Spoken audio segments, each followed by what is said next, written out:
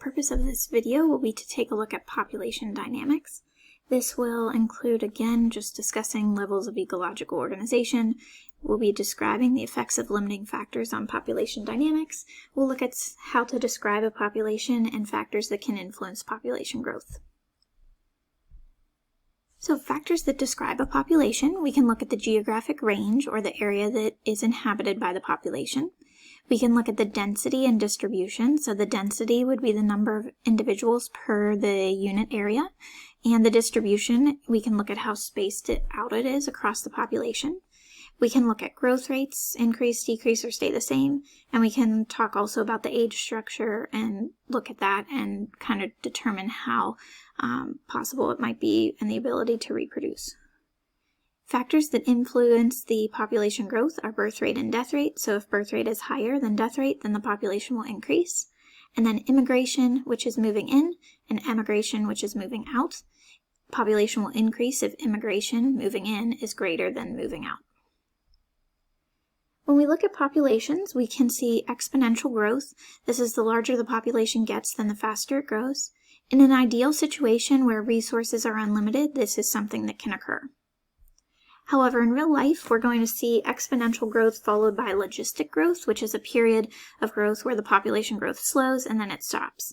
So we'll typically see exponential growth and then a slowing down of the rate and then a leveling off of the population numbers.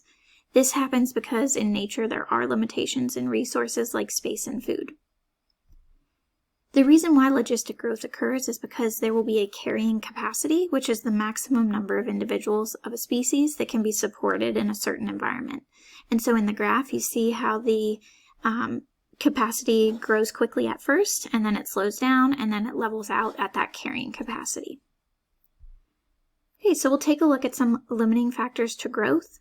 Limiting factors for growth will control the population size. They can include things like competition, predation, parasitism and disease, unusual weather, and natural disaster. Limiting factors are going to be responsible for determining the carrying capacity of the environment for a certain species. When we look at limiting factors, we look at density-dependent and density-independent limiting factors. Density-dependent limiting factors include factors that act based on the size of the population. So we have competition, predation and herbivory, parasitism and disease, and stress from overcrowding. So a density-dependent factor, competition, as the population becomes more crowded, then there's more competition for resources. Resources are being used quickly, and this can lead to lower birth rates or increased death rates. With predation and with herbivory, we talked about this cycle and looked at how as predators increase, it leads to a decrease in prey. So if prey are increasing, they're easier to hunt. Predators then increase, and then more prey are killed, so the population decreases. So then there's a limit in food, and so the population decreases. And this cycle repeats itself and would also be found in herbivore plant relationships. Another density-dependent factor would be parasitism and disease. So if the size and the density of the population increases, then it's easier for parasites to spread to one another. You can also see stress from overcrowding, which is fighting between species that are crowded. That can lead to stress, increased disease. It can also lead to increased emigration or moving out of the area.